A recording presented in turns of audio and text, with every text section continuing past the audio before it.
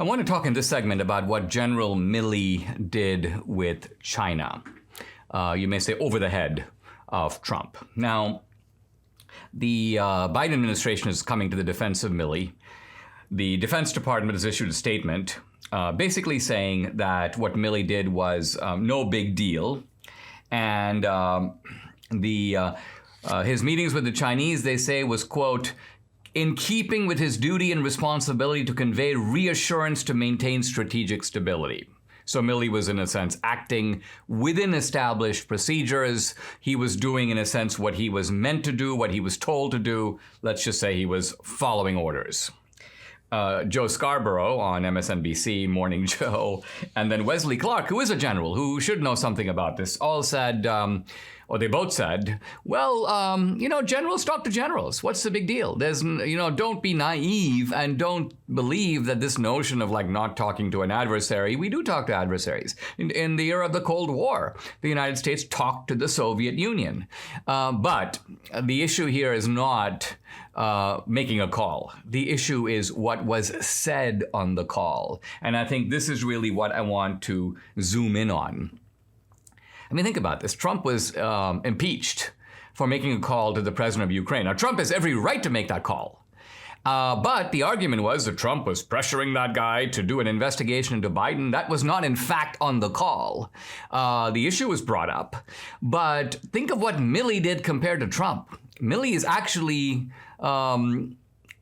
working closely with the general of the Chinese forces and saying basically, let us make a pact, the two of us, that, in a sense, goes above the head of the elected Democratic leader. Milley made some statement to the effect that democracy is messy. So because it's messy, he's the one, evidently, who's going to be cleaning it up. Now, interestingly, Jen Psaki and John Bolton, they're emphasizing, Milley's a patriot. We have all full confidence that he loves the Constitution. Notice the generality of these defenses. They don't address what it is that Milley actually said and whether Milley has the authority to do it.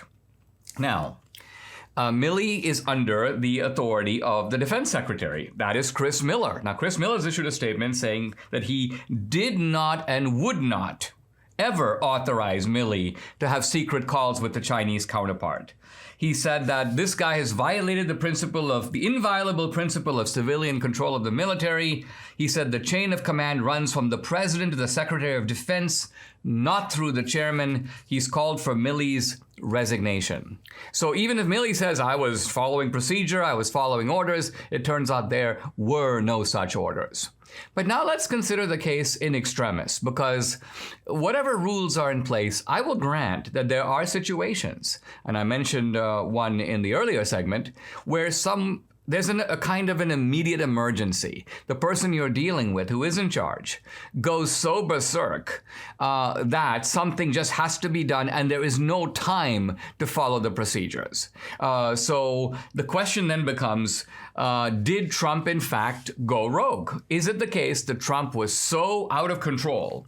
And the Woodward book, by the way, tries to make it look, at least based on the reported accounts of it, that Trump was out of control. But let's look at what this out of control means. Here's Trump, and this is, again, according to Woodward's book, shouting to Kellyanne Conway, how the hell did we lose the vote to Joe Biden?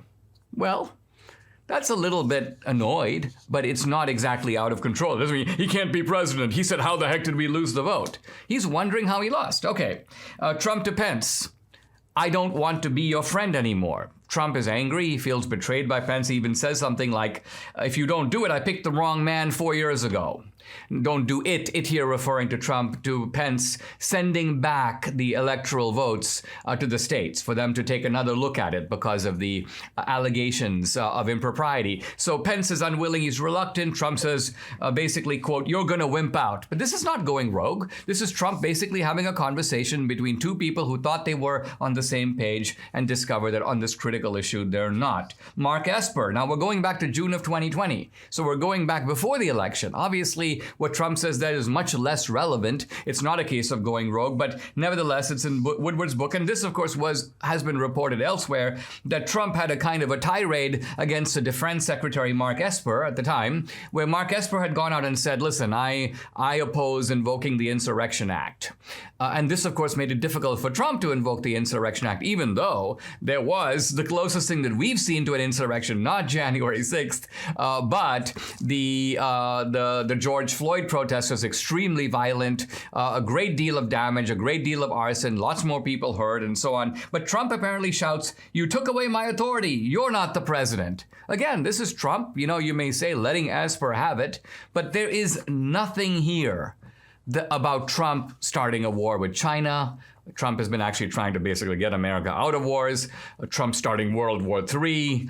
Trump so out of control that Milley would be warranted in saying, in effect, listen, at least for now, I got to take over because the country, the republic itself, is in danger. No, the republic was never in danger from Trump, but the republic was in danger from Milley, and it still is.